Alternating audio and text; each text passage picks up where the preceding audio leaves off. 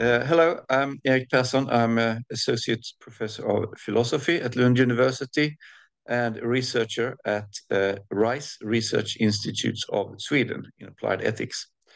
I'm also co-director of the Space Humanities Lab at Lund University.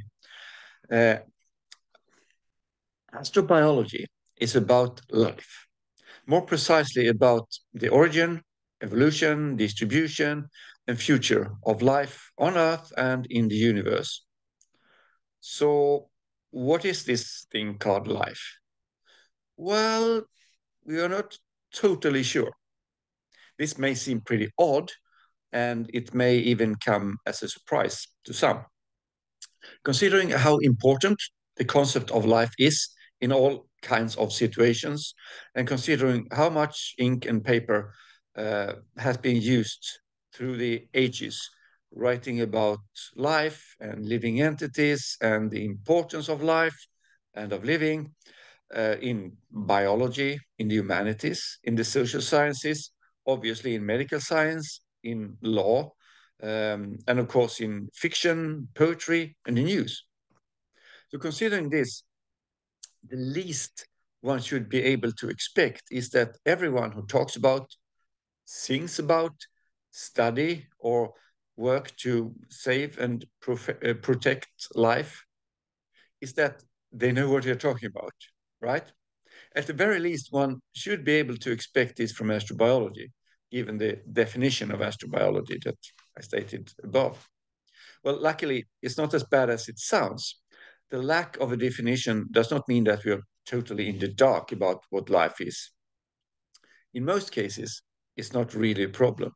Astrobiologists, just like most of us, have a pretty good intuitive sense of what life is. Most of us can easily determine that you who listen to this is alive, but the chair you're sitting on, if you're sitting, is not. And that's great. And in most situations, this is totally sufficient. In astrobiology, however, it may not be enough. When looking for life that may be very different from Earth life, we need more than this intuitive sense.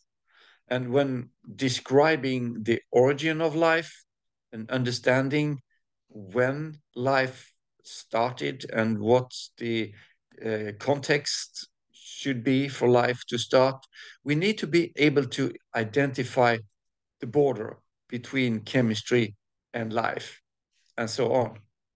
So, why is it so difficult to transfer our intuitions about life to a clear, precise, and unequivocal definition of life? In my presentation, I will give my answer to this question, but I will also suggest how we might go about searching for a definition in a more fruitful direction. So all of this will happen at the next EAI seminar, and you're all very welcome.